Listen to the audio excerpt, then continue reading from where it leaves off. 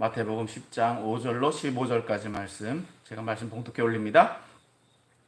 예수께서 이 열두를 내보내시며 명하여 이르시되 이방인의 길로도 가지 말고 사마리아인의 고을에도 들어가지 말고 오히려 이스라엘 집의 잃어버린 양에게로 가라. 가면서 전파하여 말하되 천국이 가까웠다 하고 병든 자를 고치며 죽은 자를 살리며 나병 환자를 깨끗하게 하며 귀신을 쫓아내되 너희가 거저받았으니 거저주라. 너희 전대 금이나 은이나 동을 가지지 말고 여행을 위하여 배낭이나 두벌 옷이나 신이나 지팡이를 가지지 말라. 이는 일꾼이 자기의 먹을 것 받는 것이 마땅함이라. 어떤 성이나 마을에 들어가든지 그 중에 합당한 자를 찾아내어 너희가 떠날 때까지 거기서 머물라. 또 그 집에 들어가면서 평안하기를 빌라. 또 그 집이 이에 합당하면 너희 빈 평안이 거기 임할 것이요 만일 합당하지 아니하면 그 평안이 너희에게로 돌아올 것이니라. 누구든지 너희를 영접하지도 아니하고 너희 말을 듣지도 아니하거든 그 집이나 성에서 나가 너희 발에 먼지를 떨어 버리라. 내가 진실로 너희에게 이르노니 심판날에 소돔과 고모라 땅이 그 성보다 견디기 쉬우리라. 아멘. 아멘. 할렐루야. 아멘. 오늘로 거룩한 주일 주님 앞에 나오신 여러분들을 예수님의 이름으로 축복합니다. 아멘. 우리는 지난주에 이어서 오늘도 예수님의 제자들에 대해서 말씀을 나눕니다. 지난주엔 예수님의 제자들이 누구인가라는 것, 예수님의 제자들에 대해서 말씀을 나눴다면 이제 오늘부터는 예수님이 제자들을 파송하시면서 그들에게 주신 명령, 그 사역과 그 내용에 대해서 살펴보고자 합니다. 먼저 오늘 본문은 크게 네 부분으로 나눌 수 있습니다. 5절에서 6절, 7절에서 8절, 9절에서 13절, 또 14에서 15절로 구분할 수 있습니다. 먼저 5절에서 6절은 누구에게 가야 하는가? 그리고 7절에서 8절은 무엇을 해야 하는가? 그리고 9절에서 13절은 전도지에서 사역 가운데에서 어떻게 해야 되는가? 그리고 14에서 15절은 거기에서 만약에 거절당할 경우 그리고 그 결과가 무엇인가에 대해서 말씀해 주고 있습니다. 사실 이 본문 말씀을 본다면 장이 없어졌네요. 먼저 우리는 이 본문에서 먼저 우리가 살펴보기를 원하는 것은 5절에서 6절 말씀 봅니다. 5절에서부터 6절까지 말씀. 자, 같이 봅니다. 예수께서 이 열두를 내보내시면서 명하여 이르시되 이방인의 길로도 가지 말고 사마리아인의 고을에도 들어가지 말고 오히려 이스라엘의 집에 잃어버린 양에게로 가라 라고 말씀하고 계십니다. 먼저 여기서 말씀에서 보면 누구에게 갈 것인가 입니다. 누구? 여기서 말씀을 보면 이방인에게도 가지 말고 사마리아인의 고을에도 들어가지 말라라고 말씀하고 있어요. 그러면 그들에겐 복음을 전하지 말라라는 말씀이냐라는 것입니다. 그런데 오늘 이 본문 말씀의 상황을 보면 이제 이방인들에게도 이미 복음이 증거되어진 상황입니다. 말씀이 전파된 상황이에요. 말씀이 기록될 당시의 상황을 보면 그럼 이 말씀을 전할 당시의 상황은 언제냐? 사역 초기 제자들을 파송할 때 예수님도 아직은 그 제자들에게 이방인이나 다른 사람에게 복음을 증거하지 말라라고 말씀하고 있어요. 그런데 우리가 이미 8장에서 보면 이 백부장의 하인을 치료해 주신 사건이 나오거든요. 백부장은 로마인입니다. 이방인입니다. 예수님이 그를 칭찬하시면서 유대인 가운데, 이스라엘 가운데 이만한 믿음을 가진 사람이 없다라고 말씀하셨어요. 그렇다고 하면 예수님 말씀도 모순이 됩니다.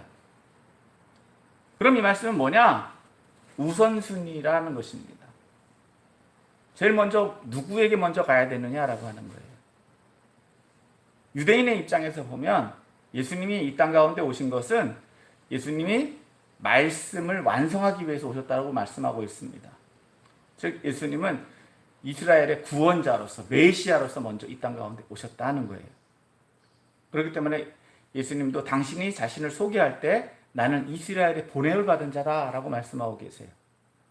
그걸로 보면 우리가 전도할 때 아무나 전도를 하는 것이 아니라 이따가도 말씀을 드리겠지만 우선순위가 있다.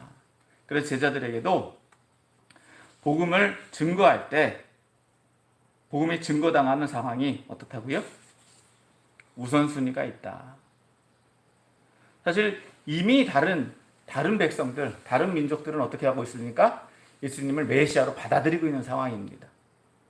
그리고 이 말씀을 기록할 당시에 마태의 입장에서 보면 오히려 유대인들은 그 복음을 증거받는 상황에서 소외되어 있는 상황이었습니다. 오히려 이방인들이 더 예수님을 많이 믿고 예수님을 구주로 따르고 있는 상황이었습니다. 그러다 보면 유대인들이 자칫 전도사역에서 빠질 수 있는 소지가 있다. 그들도 결코 포기해서는 안 되는 상황이다라고 하는 것. 그것을 더 명확하게 하기 위해서 오늘 본문 말씀을 기록하고 있다라고 볼 수 있습니다. 그래서 본문은 이 말씀은 분명하게 복음 증거의 우선순위가 있다라고 하는 것을 이해해야 될 줄 믿습니다. 그럼 이제 우리가 두 번째로 찾아볼 것은 7절에서 8절까지 말씀입니다. 7절에서 8절 같이 읽습니다. 시작. 가면서 전파하여 말하되 천국이 가까이 왔다 하고 병든 자를 고치며 죽은 자를 살리며 나병 환자를 깨끗하게 하며 귀신을 쫓아내되 너희가 거저받았으니 거저 주라. 예수님은 제자들에게 무엇을 할 것인가, 무엇을 해야 하나 라고 말씀해 주고 계십니다. 예수님은 제자들에게 크게 두 가지 일을 하라고 말씀하고 계십니다. 첫 번째는 무엇입니까? 천국이 가까이 왔다라고 하는 것, 천국 복음을 증거하는 것이고, 두 번째는 병든 자를 고치고 죽은 자를 살리고 나병 환자를 깨끗하게 하고 귀신을 쫓아내는 치료의 일, 즉 이미 제자들에게 권능을 주셨다고 말씀하고 있죠. 이 권능의 사역을 하는 것입니다. 그럼 먼저 천국이 가까이 왔다라고 하는 말씀은 무엇일까요? 이 말씀은 예수님의 공생의 시작과 함께 예수님이 직접 증거하신 말씀입니다. 회개하라, 천국이 가까이 왔느니라. 사실 이 말씀은 세례 요한이 사역을 시작할 때 했던 말과 똑같습니다. 다시 말해서 예수님은 제자들에게 자신이 증거한 사역, 증거한 내용, 증거한 말씀을 제자들도 동일하게 전할 것을 말씀하고 계시다는 것입니다. 그럼 천국, 이미 우리가 살펴봤죠. 팔복에서 충분히 살펴봤습니다. 천국 무엇입니까? 하나님의 나라, 다시 말해서 하나님의 통치가 이루어지는 나라. 또 조금 더 적극적으로 보면 메시아의 임재. 그렇다고 한다면 이 천국은 이미 임하였습니까? 아니면 장차 임할 나라입니까? 이미 임한 것입니다. 예수님과 함께 하나님의 나라가 임했다. 그런데 여기서 가까이 왔다라고 하는 말은 임박해 있다라고 하는 말이에요. 그럼 아직 임하지 않았나? 라고 볼 수 있는데, 그럼 예수님이 이미 오셨는데 가까이 왔다라고 하는 말은 어떤 의미가 되겠습니까? 내가 그곳에 동참할 수 있다라고 하는 의미가 되겠죠. 임박해 있다라고 하는 것은 나에게 오든지 내가 가든지예요. 그러면 어떻게 볼 수 있느냐? 예수님을 통해 하나님의 통치를 내가 믿으면 하나님의 나라가 임합니까? 임하지 않습니까? 임하는 거죠. 즉 하나님의 말씀대로, 즉 하나님의 통치를 믿음으로 받아들이면 우리가 천국 백성이 됨과 함께 무엇을 누리게 된다고요? 팔복을 누리는, 즉 믿음의 백성이 된다. 그런데 앞에서 보면 예수님이나 세례 요한은 무엇을 얘기했습니까? 회개를 얘기했어요. 근데 오늘 본문 말씀에는 그 말씀이 안 나와요. 그러면 이것을 우리가 어떻게 볼 수 있느냐? 여기서 우리가 주의해야 할 것은 예수님을 믿는다는 것은 회개의 의미도 내포하고 있다라고 하는 것을 우리는 찾아볼 수 있습니다. 자, 그럼 두 번째로 제자들이 해야 되는 일은 무엇입니까? 병든 자를 고치며 죽은 자를 살리며 나병한 자를 깨끗하게 하며 귀신을 쫓아내는 권능의 사역입니다. 어떻게 보면 신유의 사역, 축기 사역, 은사 사역이라고 볼 수 있는데, 이것은 예수님이 행하셨던 일입니다. 예수님이 행하셨던 일, 예수님이 행하신 것들은 그 백성들을 불쌍히 여기서 행하셨던 거예요. 그들이 어려운 상태들을, 그 당시의 백성들의 어려운 일들을 어떻게 했다고요? 해결해 주신 거예요. 오늘날 이 말씀을 조금 더 이따가 말씀을 드리겠지만 이것이 주가 되어서는 안 됩니다. 같이 가는 거예요. 복음 사역과 복음 증거 사역과 이 사역, 말 그대로 전도 사역은 같이 병행되어야 되는 거지 어느 것이 먼저 선행되어서는 안 된다라고 하는 것입니다. 더욱이 이 말씀에서 무엇을 강조하고 계시느냐? 너희가 거저받았으니 거저주라. 거저받았으니 거저주라. 즉 천국 복음을 가지고 우리가 수익을 낼 수는 없다라고 하는 거예요. 더 나아가서 우리가 은사 사역을 통해서 우리가 어떤 이득을 챙겨서는 안 된다는 거예요. 그것은 누구에게서 주신 것이기 때문에 하나님이 예수님을 통해서 저와 여러분에게 주신 것이기 때문에 그렇습니다. 그리고 제자들도 거저받은 것입니다. 그렇기 때문에 이것이 어떤 수익행위나 유익을 추구하는, 이익을 추구하는, 사리사욕을 채우는 데에 쓰여서는 안 된다. 그것을 우리는 잊어서는 안 됩니다. 자, 그럼 세 번째로 9절에서부터 15절까지의 말씀 가운데서 먼저 9절에서부터 10절까지 말씀 봅니다. 같이 읽습니다. 시작. 너희 전대에 금이나 은이나 동을 가지지 말고 여행을 위하여 배낭이나 두벌 옷이나 신이나 지팡이를 가지지 말라. 이는 일꾼이 자기의 먹을 것을 받는 것이 마땅함이니라. 자, 여기서부터는 물질에 관한 부분이기 때문에 상당히 좀 조심스럽습니다. 왜냐하면 자칫 잘못하면 오해의 소지도 있어요. 그런데 여기서 본문에서 보면 제자들의 소유에 대한 문제와 또 이제 그 제자들이 사역에 대해서 필요한 것들이 있습니다. 그 필요를 어떻게 채워가느냐에 대한 말씀, 그 말씀은 11절에서부터 끝절까지 해당되는 말씀이에요. 그래서 먼저 우리가 앞서 읽은 말씀대로 보면 먼저 예수님은 제자들에게 전대에 금이나 은이나 동을 가지지 말고 또 여행을 위해 배낭이나 두벌 옷이나 신이나 지팡이를 가지지 말라라고 말씀하고 있습니다. 사실 여러분, 여기서 말씀하고 있는 돈이나 배낭이나 옷과 신발, 지팡이는요, 여행을 하는 데 있어서 굉장히 필요한 것들입니다. 전도를 할 때도 마찬가지로 이 모든 것들은 필요한 것이에요. 그런데 제자들에게 이것을 가지지 말라라고 말씀하고 계세요. 왜일까요? 필요 없어서? 앞서 말씀드렸죠. 이것들은 필요한 것들이라고. 그럼 제자들에게 무엇이 더 중요하다는 것입니까? 그것을 준비하지 못할 정도로 빨리 가야 된다라고 하는 거예요. 긴급하다라고 하는 거예요. 긴급함을 의미하고 있습니다. 더 나아가서 그것에 어떻게 하라, 그것에 대해서 집중하지 말라라고 하는 거예요. 우선순위가 어디에 있습니까? 복음 증거에 우선순위가 있다라고 하는 거예요. 여기서 볼 수 있는 것은 긴급성과 그리고 그것에 대해서 어떻게 하라고요? 검소함을 의미합니다. 즉 제자들에게 필요가 없다라고 하는 것이 아니라 필요한데 어떻게 한다? 또 여기에 대해서는 필요가 채워질 것이다. 왜냐? 이것은 그 뒤에 나오는 말씀을 보면 알 수 있습니다. 이는 일꾼이 자기의 먹을 것 받는 것이 마땅함이니라. 이 말씀이 없다면 앞에 그 두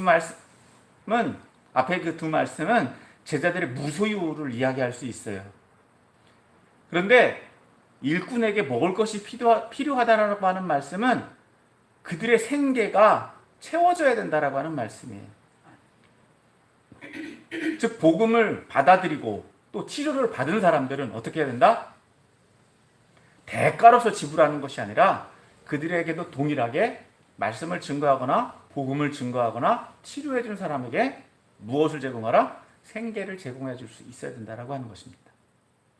어떻게 보면 상호 조금 보완적이기는 한데 여러분 이것이 굉장히 조심스러운 거예요.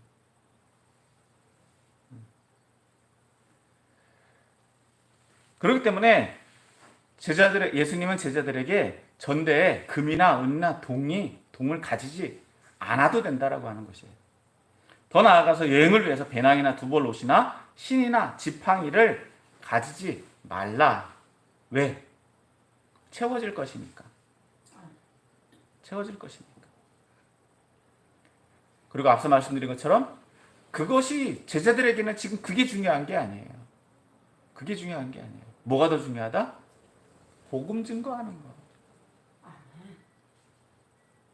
복음 증거하는 거. 자, 두 번째. 11절에서부터 13절까지 말씀을 봅니다. 자, 어떤 성이나 마을에 들어가든지 그 중에 합당한 자를 찾아내어 너희가 떠나기까지 거기서 머물라. 또 그 집에 들어가면서 평안하기를 빌라. 그 집이 이에 합당하면 너희 빈 평안이 거기 임할 것이요 만일 합당하지 아니하면 그 평안이 너희에게 돌아올 것이니라. 여기서 예수님은 제자들에게 전도 여행 가운데 그들에게 있어야 될 거처를 구하는 법에 대해서 말씀해 주고 계십니다. 여기서 본문 말씀에서 보면 11절 말씀에 보면 그 중에 합당한 자를 찾아내라. 이거 말씀하고 계세요. 여러분, 예수님이 복음을 증거할 당시에는요, 나그네를 선대하는 문화가 있었습니다. 즉 조금 자기가 좀 여유가 있거나 아니면 그런 마음이 있다라고 한다면 지나가는 나그네가 그 성에 머물게 될 때 그 사람을 맞아들이고 그 사람을 챙겨주는 그런 문화가 있었어요. 그렇기 때문에 그 사람은 그곳에서 계속 머물러 있을 수 있다는 거예요. 여기저기 옮겨 다니는 것이 아니라 물론 옮겨 다닐 수도 있겠죠. 그런데 그 자리에서 한 곳에서 계속 어떻게 하라? 머물면서 사역에 집중하라 라고 말씀하고 있는 것입니다. 그런데 그러면 빈몸으로 온 제자들이 그곳에서 할 수 있는 일은 무엇이었을까요? 그 집에 평안을 비는 거예요. 복을 비는 거예요. 복을 빌어주면 어떻게 된다? 그 집이 그와 그를 받아들이면 그 평안이 임한다. 복이 임한다. 그런데 그것을 받아들이지 않고 거절하면 어떻게 된다고요? 복이 안 임하겠죠. 빌 평안도 없지만 오히려 빌었던 평안이 누구에게로 돌아온다? 빈 사람에게로 돌아온다. 자, 여기서 본문에서 보면 이에 합당하지 않다. 13절 말씀에 이에 합당하지 않다라고 하는 것은 이미 그 사람들이 그를 받아들였다, 받아들이지 않았다. 받아들이지 않았다. 다시 말해서 거부했다라고 하는 것이에요. 자, 그래서 14절 말씀이랑 연결되죠. 같이 읽습니다. 시작. 누구든지 너희를 영접하지도 아니하고 너희 말을 듣지도 아니하거든 그 집이나 성에서 나가 너희 발에 먼지를 떨어버리라. 내가 진실로 너희에게 이르노니 심판날에 소돔과 고모라 땅이 그 성보다 견디기 쉬우리라. 다시 말해서 제자들을 받아들이지 않았다라고 하는 것은 그 사람을 거부했다라고 하는 것과 함께 그 사람의 말도 듣지 않았다라고 하는 거죠. 자, 그럴 경우에 제자들은 어떻게 해야 된다고요? 거기에 연연하라? 연연할 필요 없다는 거예요. 오히려 그 집과 성에서 나가서 어떻게 하라고요? 너희 발에 먼지를 떨어버리라. 이 먼지를 떨어버린다라고 하는 것은 그 당시에 유대인들이 이방 여행을 하고 돌아와 갖고 그 집에 들어가기 전에 발을 털고 들어가는 습성이 있었어요. 습관이, 관습이. 그것과 똑같은 거예요. 의미 없다, 여행 마쳤다, 이성은 나하고 무관하다. 자, 그런데 그걸로 끝나는 것이 아니라 15절 말씀에 뭐라고요? 심판날에. 즉 복음을 또 제자가 전한 말씀을 거절하면 책임은 누가 지신다? 하나님이 져주신다는 거예요. 그곳에 임하는 심판이 어떻다고요? 소돔과 고모라 땅이 오히려 더 쉽대요.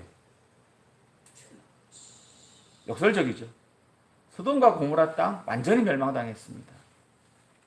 완전히 멸망당했어요. 이건 신화가 아니라 실제 일다라고 하는 것이 점점 역사적으로 고고학적으로도 자꾸 나타나고 있어요. 실제 일어났던 일이에요. 하루아침에 두 성읍이 완전히 멸망당해 버렸어요. 그런데 이것보다 어떻다는 거예요? 그 땅이 더 쉽다. 자, 그럼 이 말씀들을 가지고 우리에게 적용해 볼까 합니다. 어떻게 적용해야 될까요? 첫 번째, 자, 5절에서 6절 말씀에 보면 이 말씀은 무엇이라고 했습니까? 복음 증거하는데 우선순위가 있다. 우선순위가 있다. 예수님은 제자들에게 이스라엘 집에 잃어버린 양에게로 가라고 말씀하셨어요. 앞서 말씀드린 대로 이스라엘 집은 하나님의 백성을 의미합니다. 그리고 더불어서 잃어버린 양도 누구를 의미할까요? 이스라엘 백성을 의미하는 거죠. 그 중에 그 구분하는 것이 아니라 이스라엘 백성 그 자체를 이야기한다. 자, 그러면 마태에게 있어서 유대인들의 예수님의 제자들에게 있어서 이스라엘 백성은 누구를 의미할까요? 자기 백성을 의미해요. 가장 가까운 사람들. 가장 가까운 사람들. 즉 그 가까운 대상부터 전해야 된다. 무분별하고 이 사람 저 사람 이렇게 막 하는 것이 아니라 순서가 있다는 거죠. 우선순위가. 그 순서에 따라서 복음 증거의 대상이 확장되어져 가야 된다. 즉 오늘날로 말하면 전도에도요. 어떤 생각이 있어야 된다는 거예요. 조금 어려운 말로 전략이 있어야 된단 말이에요. 어떻게 저 사람들에게 효과적으로, 효율적으로 복음을 전할 수 있나. 우선순위가 있다는 거예요. 중요한 순서. 그래서 그 사람들이 복음을 듣고 돌이킬 수 있도록 도와주는 것. 그것들이 제자들이 해야 되는 일이다. 그럼 저와 여러분들에게 우선순위는 누구일까요? 오늘 말씀에 나오고 있는 것처럼 가까운 사람들, 내 주변에 있는 사람들, 혈연적으로나 지연적으로나 또 우리 삶의 영역, 터전 속에서 어떻게 가까이 있는 사람들부터 전도를 해나가는 것. 그것들을 통해서 어떻게 한다고요? 지속적으로. 포기하는 것이 아니라 한 번 했다고 해서 포기하는 것이 아니라 어떻게 해요? 지속적으로 할 수 있도록. 그것이 전도의 우선순위다라고 하는 것입니다. 그리고 그것을 유지하는 것 또한 전도의 방법이다. 자, 두 번째로 이것과 연결해서 말씀을 드리면 복음 증거에 방법이 있다라고 하는 거예요. 복음 증거와 방법. 자, 예수님은 제자들에게 복음을 증거하라. 천국을 전파하라고 말씀하시면서 뭘 하라고 하셨다고요? 권능을 행사하라. 즉 치료를 해주라고 말씀하고 계세요. 자, 이 말씀을 오늘 우리에게 적용을 해보면 똑같이 적용할 수 있습니다. 복음을 증거하는 것, 이 복음에 대한 본질은요, 바뀌지 않습니다. 그럼 이 치료라고 하는 것은 뭐라고 했습니까? 권능이라고 했죠. 권능을 행사하는 것. 다시 말해서 이 권능을 행사하는 것은요, 그 당시에 필요한 사역들, 꼭 이 말씀을 문자 그대로 해석해갖고, 뭐 병든 사람 고쳐주고, 나병 환자 치료해주고, 예, 또 죽은 사람 살리고, 그런 구체적인 사역만을 의미하는 것이 아니라 방법론이라는 거예요. 방법. 필요를 채워주는 것. 전도 대상자들에게 전할 수 있는, 이 선교적 용어로는 접촉점이라고 얘기를 합니다. 즉 이것은 전도 방법이에요. 방법. 방법이라고 볼 수 있어요. 어떻게 보면 이 전도 방법은요, 다시 말해서 방법이 한 가지라고, 여기 나오는 네 가지라고요. 무궁무진하죠. 무궁무진하죠. 다시 말해서 이 전도 방법은요, 이미 우리가 가지고 있어요. 내가 가지고 있는 것도 있고 예수님이 우리에게 주신 것도 있어요.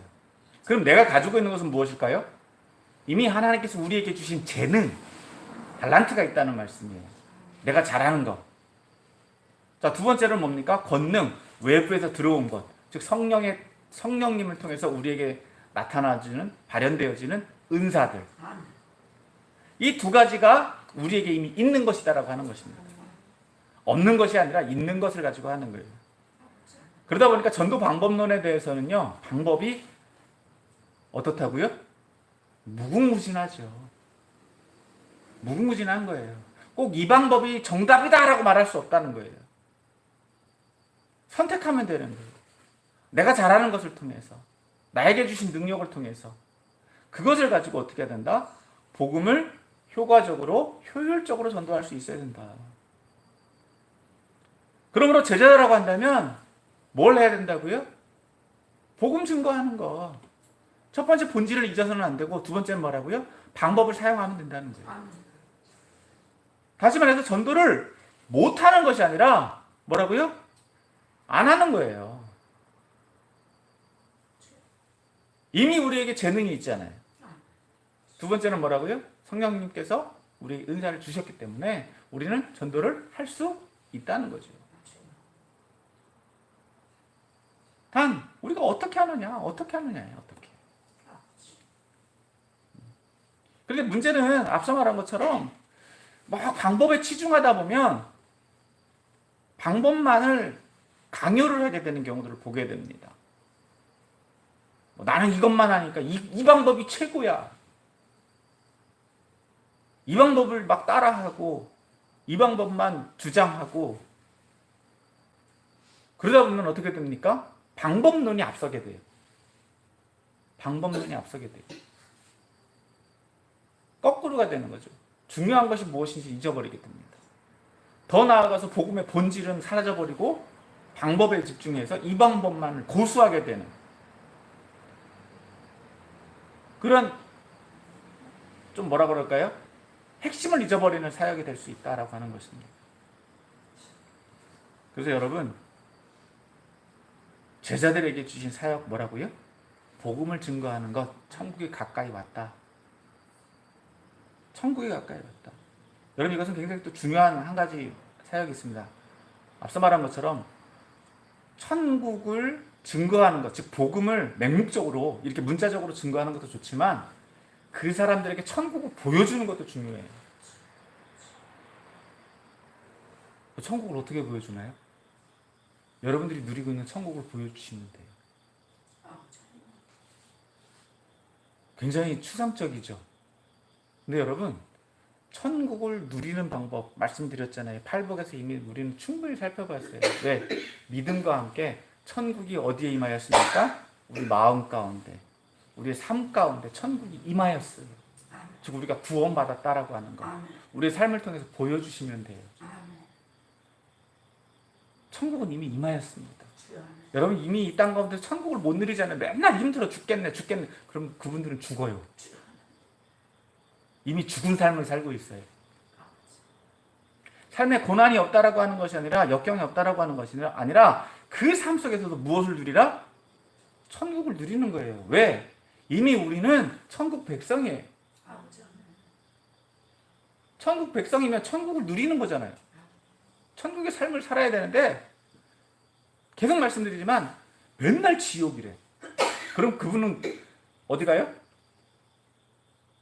지옥 안 가도 지옥에 살고 있어요. 지옥 안 가도 지옥에 살고 있어요. 그러니까 그분은 어디 간다고요? 가기 싫어도 지옥 가는 거예요. 지옥 안 가려고 발버둥을 치는데 지옥에 살고 있는데 어디 가겠어요, 결국은. 굉장히 중요한 거예요. 구원받았다라고 한다면 구원받은 삶을 살아야 됩니다. 말도 바뀌어야 되고요. 삶도 바뀌어야 되고요. 생각도 바뀌어요. 모든 게 다 바뀌어야 되는 거예요. 안 바뀐 상태에서 여전히 세상적인 삶을 살고 천국을 누리지 못하는 삶을 살고 있다고 한다면 여러분, 다시 한번 고민해 보셔야 돼요. 어떻게 천국을 누릴 수 있는가? 여러분, 천국 누리는 거 앞서도 말씀드렸잖아요. 누구와 함께 살면 된다? 예수님과 함께 살면 되는 거예요. 예수님이 주시는 평안을 누리면 되는 거예요. 예수님이 주시는 그 천국을 누리는 거예요. 여러분, 병든 사람에게 천국은 무엇입니까? 병이 치료받는 거예요. 고민 있는 사람에게 천국은 무엇입니까? 고민을 해결할 수 있는 힘이 생기는 거예요. 문제가 있는 사람에게 천국은 무엇입니까? 그 문제를 해결할 수 있는 힘을 얻는 거예요. 물론 주님께서는 그 문제도 해결해 주시지만 더 중요한 것은 문제 해결할 수 있는 힘이 생기는 것. 방법을 알았다라고 하는 거. 그것만으로도 천국이에요. 그것을 우리는 어떻게 하면 된다? 도와주면 되는 거. 제일 중요한 것은 우리의 영혼의 문제가 해결되었다. 누굴 통해서? 예수 그리스도를 통해서 이미 해결되었다. 그래서 우리가 복음을 증거하는 데 있어서요, 굉장히 복잡하고 어렵게 생각하시는데 어떻게 보면 예수님은요 너무 쉽게 해결해 놓으셨어요. 뭐 하면 돼요? 믿기만 하면 돼요. 그리고 두 번째 뭐 하면 돼요? 그대로 살면 돼요.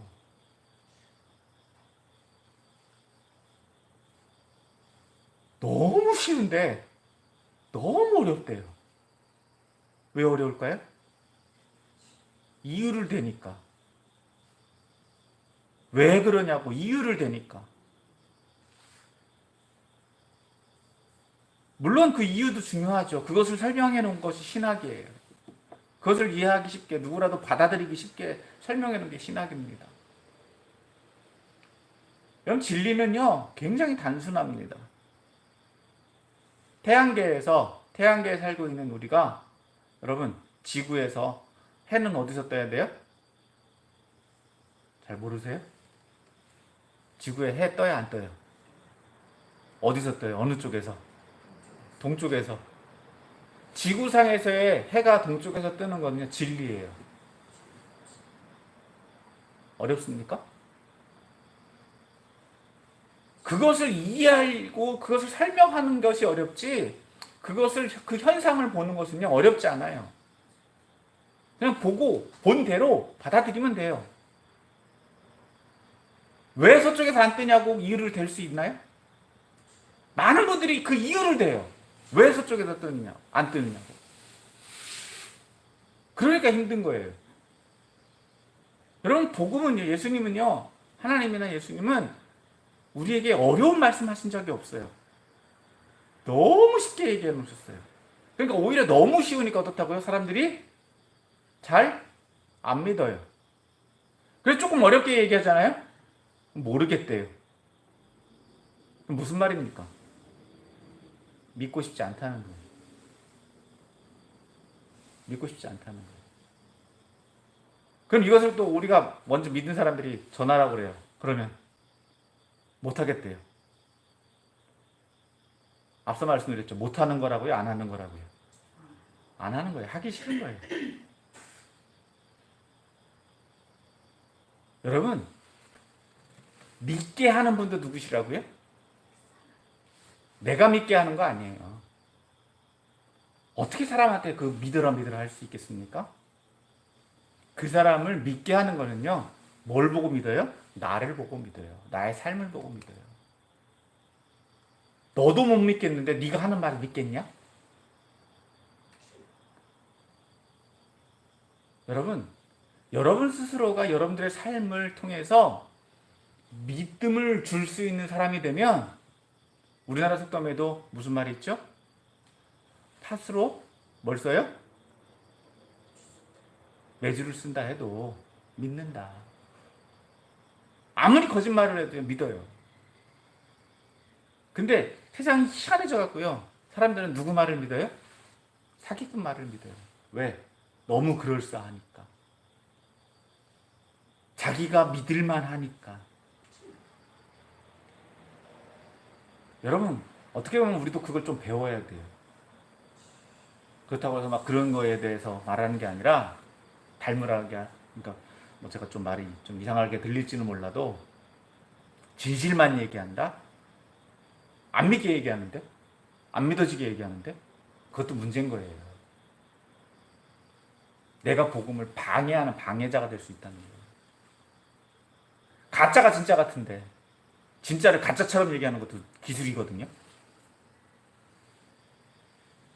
진짜를 진짜답게 얘기해야 되는데 진짜를 가짜답게 얘기해요. 아직도 무슨 말인지 모르시겠어요? 진짜라면 진짜처럼 사시면 돼요. 진짜처럼 행하시면 되고, 그 증거들이 나타나면 되는 거예요.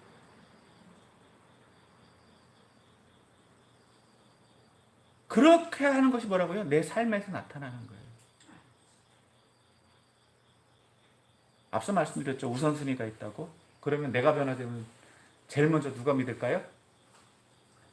나를 아는 사람들이 나를 믿어요. 내 주변에 있는 사람들, 내 가까이 있는 사람들. 초대교회의 역사를 보면 그렇게 변화가 되어지기 시작했습니다. 멀리 있는 사람들부터 믿는 게 아니에요. 가까이 있는 사람들부터 믿어지기 시작해서 사명을 받고 떠나는 사람들 있죠. 선교 사역을 통해서 이방인들에게까지. 그렇게 가는 거예요. 거기에 필요한 것들이 방법이에요. 방법. 다양한 방법들이 있어요. 그건 여러분들이 찾으셔야 돼요. 우리가 그것에 대해서 고민해야 돼요. 무조건 배운다라고 하는 것이 아니라 저도 여러 가지 방법론들을 여러 가지 공부도 하고 많이 배웠지만 결국은 하나예요. 뭘 만들어서 주고 뭐 어디 가서 누굴 뭐 진돗개처럼 막 물고 그건 다 방법이에요. 방법. 하려고 하느냐 하지 않느냐 그 차이예요. 그러면 세 번째로 복음 증거의 자세에 대해서 말씀을 나누고 있습니다. 자, 복음을 증거하는 데 있어서 제일 중요한 것은 필요한 것들이 있죠. 여기에서 말씀하고 있는 것, 앞서서 무엇을 가지지 말라고 했습니까? 돈이나 필요한 것들이나 또 그들이 거할 거처들에 대해서. 사실 복음 증거자들에게 필요한 것들이 두 가지가 있죠. 첫 번째로는 물질이에요. 물질이 소요가 되죠. 필요해요. 두 번째로는 무엇입니까? 전도지에 가서는 전도할 때 그들이 거할 거처가 필요해요. 집을 떠나서 복음을 증거하는 사역지에서 사역을 하는 거잖아요. 자, 그런데 이것에 대해서 이미 본문은 말씀해주고 있어요. 첫 번째, 일꾼이 자기의 먹을 것을 받는 것이 마땅하다. 자, 앞서 예수님은 제자들에게 아무것도 가지지 말라고 그랬어요. 아무것도 가지지 말고 출발하라. 아무것도 가지지 말고 가라. 자, 이것을 어떻게 우리가 정리했죠? 필요가 없는 것이 아니라 이 필요가 어떻게 될 것이다? 채워질 것이다. 여러분, 사실 이 부분을 준비하면서 굉장히 고민을 많이 했습니다. 왜냐하면 이 부분은 봉사와 사역이라고 하는 부분으로 중첩이 돼요. 봉사라고 하는 부분으로 볼 때는 여러분 대가가 있습니까? 없습니까? 없죠. 봉사는 내가 나누는 거예요. 근데 사역은 어떤 일에 대한 결과, 일을 하는 거예요. 말 그대로. 그렇기 때문에 여기에는 대가가 필수적입니다. 다시 말해서 이것을 우리에게 적용해 보면 한국교회에 이 두 가지 문제가 항상 좀 문제가 많아요. 봉사를 추구하려고 해서 이 대가를 지불하는 것에 대한 어려움을 가지는 경우들이 있다는 거예요. 그럼 먼저 조금 정리를 해보면 제자들을 오늘 전문 사역자다. 저 같은 목사나 목회자들을 얘기를 할 경우에는 어떻게 된다? 사례비를 주는 것은 당연하다라고 하는 거예요. 여러분 세상에서도 일꾼들에게 먹을 것 안 주고 일 시킵니까? 여러분 어떤데 우리 집에 와서 일을 시켜도 먹을 것 안 주고 일을 시키면 일꾼이 와요 안 와요? 안 와요. 한 사람의 노동력을 사용하기 위해서는요 대가를 지불하는 건 당연하다라고 하는 거예요. 하나님 나라도 동일하게 적용될 수 있다라고 하는 거예요. 우리가 꼭 대가를 내가 지불해야 된다라고 하는 것, 물론 보상은 하나님께서 주시기는 하겠지만 여러분 내가 그 사람, 우리 교회가 그 사람을 어떤 공동체가 어떤 사람을 필요해서 썼다라고 한다면 그 사람, 즉 전문 사역자에 대한 대가를 지불하는 것은 당연하다라고 하는 거예요. 앞서 말씀드린 것처럼 이것이 봉사와 사역이냐라고 하는 걸 구분할 수 있어야 돼요. 근데 안타깝게도 오늘 이것에 대해서 그냥 봉사로만 무조건 가려고 하다 보니까 어떻게 됩니까? 일꾼이 없어지는 거예요. 또 한쪽 면에서 보면 다 사역 쪽으로만 몰아가다 보니까 어떻게 해요? 봉사가 없어져 버려요. 봉사자가 없어져 버려요. 그래서 봉사와 사역을 잘 분별할 수 있어야 돼요. 그리고 그것에 합당한 대가를 분명히 지불할 수 있어야 됩니다. 분명히 지불할 수 있어야 돼요. 이것이 예수님이 말씀하신 제자들에게 주어진 부분입니다. 그런데 여기서 보면 오늘날 앞서도 말씀드렸다시피 현대교회가 이런 것에 대해서 참 많이 인색해요. 많이 인색해요. 뭐에 매여 있다는 말씀입니까? 물질에 매여 있다는 말이에요. 물론 봉사라고 하는 것, 봉사를 다 대가 지불을 해야 된다라고 하는 말씀을 드리는 것이 아니에요. 그래서 굉장히 조심스럽다라고 말씀드리는 것도 그거예요.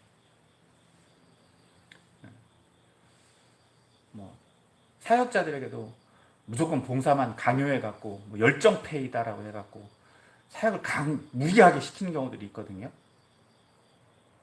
저도 이제 부교육자로 오래 있었지만은 엄청난 일을 합니다. 엄청난 일을 해요. 세상에서 만약에 그렇게 일을 하면 있잖아요. 정말 대단하다 그래요. 대단하다. 대단할 정도로. 근데 그것에 대해서 누가 알아주느냐? 아무도 몰라요. 아무도 몰라요. 몰라도 괜찮아요, 사실은. 누구 보고 일한 거니까? 하나님 보고 일한 거니까. 그러나 분명히 따져보면 봉사와 사역이라는 측면에서 보면 그래서는 된다, 안 된다? 안 되는 거예요. 교회가 벌써 더 앞서가야 돼요. 예수님도 그걸 분명히 구분해주고 계세요. 그런데 여기서 중요한 건 뭐냐? 중요한 건 뭐냐? 본인의 사리사욕을 채우는데 그것이 쓰인다, 쓰이지 않는다. 쓰여서는 안 된다는 거예요. 복음을 통해서 내가 유익을 챙겨야 된다? 아니에요. 그래서는 안 된다는 거예요. 참 조심스러운 부분입니다. 사역자들이 사역을 함에 있어서 굉장히 조심스러운 부분입니다. 왜? 지금 오늘 본문 말씀에서 보고 있는 것처럼 긴급해요. 무슨 옷을 입을까? 뭘 들고 갈까? 어떤 도구를 챙길까? 그것을 챙길 여유도 없이 빨리 가야 되는 거예요. 근데 그곳에 가면 자신들이 그것도 미처 준비하지 못했지만 어떻다고요? 그 모든 필요는 채워질 것이다. 그 모든 필요는 채워질 것이다. 심지어 옷도 한 벌밖에 안 입고 왔는데 다 옷도 다 준비되어 있고 다 채워진다라고 하는 거예요. 제자들의 입장에서고, 두 번째로는 보면 11절 말씀에 중요한 것도 하나, 합당한 자를 찾아내어 떠나기까지 거기서 머물라라고 말씀하고 계세요. 여기 이 말씀도 좀 조심스러운 말씀인데, 여기 나그네와 같은 전도자들을 제자들로 받아들이는 사람들이 있다고 말씀드렸죠. 그럼 이 말씀은 어떻게 적용할 수 있느냐? 전도자로 받아들이는 집과 성이 있다고 말씀드렸어요. 그 당시에 예수님 제자들이 복음을 증거할 당시에 제자들을 받아들인 곳, 초대교회 당시에는 제자들을 받아들인 곳에 무엇이 세워졌느냐? 교회가 세워졌어요. 제자들을 받아들인 곳에는 교회가 세워졌어요. 예수님 십자가에 달려 돌아가시고 부활하신 이후의 사건을 말씀드리는 거예요. 그럼 이 말씀을 오늘날 조금 더 우리의 상황에서 적용해 보면, 제자들을 앞서 말씀드린 것처럼 전문 사역자다라고 말씀드리면 교육자로 받아들이는 것, 교육자로 받아들이는 것을 의미할 수 있어요. 교회가 세워지는 거죠. 그러면 그곳에서는 뭐 해야 된다? 그 받아들인 집과 성은 그 필요한 것들을 다 채워줄 수 있어야 된다는 거예요. 다시 말해서 그 집과 성은 그 교육자, 그 제자의 후원자가 된다는 말씀이에요. 이것을 선교적 측면으로 좀 더 적용해 보면 선교사라고 볼 수 있어요. 선교사도 선교지에 가서 한 곳에서 한 곳을 교회를 세우게 되는 거죠. 그곳에서 어떻게 된다? 후원을 받을 수 있어야 된다. 그럼 다시 말해서 교회에서 어떻게 한다? 선교사를 파송할 때 후원자가 되어줘야 된다는 말이에요. 이것을 선교적 측면에서 보면 보내는 선교사, 보냄을 받은 선교사와 보내는 선교사, 후원자, 이 두 종류의 사역자가 있다는 말씀이에요. 그러면 여기서 한 가지, 그럼 이 사역자는 무엇을 한다고요? 복을 비는 거죠. 복을 빌어주는데 복을 빌었다. 근데 그 복 빈 것, 평안을 빈 것이 그 집, 그 교회에 합당하면 어떻게 된다고요? 복이 임한다. 이것을 어떤 분은 이렇게 설명을 해놨다더라고요. 목사가 축도를 한다. 축도를 한다. 그럼 축도가 뭡니까? 주문입니까? 어떤 주술적인 효과가 있는 것입니까? 그 축도를 뭘로 받아들여요? 믿음으로 받아들이면 어떻게 된다고요? 자신에게 그 복이 임하고 그 복을 누리게 된다는 말씀이에요. 자, 그런데 그것을 거절했어요. 거절하는 사람들이 있죠. 목사를 거부하고 목사가 아니면 목회자가 아니면 다른 사람들 복음을 증거하는 사람들 거부하는 경우들이 있잖아요. 우리가 전도할 때도 그렇죠? 어떻게 하라? 개의치 말라는 거예요. 거절을 두려워하지 말라는 거예요. 거절할 수 있다는 거예요. 그런데 그것에 대한 평가나 심판은 누가 하신다? 하나님이 하신다는 거예요. 여러분, 우리는 우리의 일을 하는 사람들이 아닙니다. 누구의 일을 합니까? 예수님의 보냄을 받은 사람들이에요. 가라고 하는 대로 가면 돼요. 그렇기 때문에 여러분, 이 말씀은 나중에도 말씀 나오겠지만은 제자들은 그냥 떠나면 돼요. 그 사람만을 거부한다라고 말씀하고 있잖아요. 그 사람의 말도 듣지 않는다라고 말씀하고 있어요. 그렇죠? 오늘 본문에 분명히 말씀하고 있어요. 그러면 개의치 않고 떠나면 돼요. 또 다른 보내심을 받은 대로 가면 돼요. 그런데 그것에 대한 평가는, 심판은 누가 하신다? 하나님이 하십니다. 자, 말씀을 정리합니다. 오늘 본문의 말씀은 예수님이 제자들을 파송하시면서 그들이 무엇을 해야 하는지, 무엇을 해야 된다고요? 복음을 증거해야 된다. 그것에는 뭐라고요? 복음과 전도 방법이 있다 말씀드렸고요. 네. 또 어떻게 해야 하는지, 그죠? 어떻게 해야 되는지 우리가 말씀 또 나눴고요. 또 복음 증거자, 전도자는 어떤 자세로 해야 되는지에 대해서 말씀을 나눴어요. 사실 오늘 이 말씀은요, 마태복음의 말씀들을 이렇게 준비하다 보면 굉장히 포괄적인 내용들이 많아요. 근데 어떤 기준을 가지고 이 말씀을 보느냐에 따라서 해석의 폭이 너무 다양해요. 사실 그래서 오늘 이 말씀을 우리에게 적용할 때 상당히 조심스러운 부분들이 많이 있습니다. 하지만 우리가 중요한 것은 우리가 무엇을 해야 하는지 그 본질만은 잊어서는 안 된다. 복음을 증거하는 복음 사역. 그런 방법에 너무 집중하지 마세요. 방법은 이미 여러분들 알고 계세요. 여러분 방법대로 하면 돼요. 두 번째, 어떻게 해야 하는가? 그렇죠? 어떻게 해야 되는가? 주신 대로 하면 돼요. 주신 대로. 그리고 어떤 자세로 해야 되는가? 필요는 하나님께서 채우십니다. 필요는 하나님께서 채우세요. 하나님 사역이기 때문에. 이미 우리는 이것에 대해서 이미 산상수훈을 통해서 다 봤어요. 구하고 찾고 문을 두드리는 것. 이 과정들 다 했잖아요. 그래서 우리가 이제 무엇을 어떻게 하는가 잘 분별하고 오늘 이 일이, 이 사역이 나의 일인가 아니면 남의 일인가? 이것도 분별할 수 있어야 될 줄 믿습니다. 근데 오늘 이 말씀을 믿음으로 잘 받아들이셔서 저와 여러분에게 맡겨주신 사역이 무엇인지 잘 깨닫고 그 사역을 잘 감당해 나가는 제자들이 되시기를 예수님의 이름으로 축원합니다.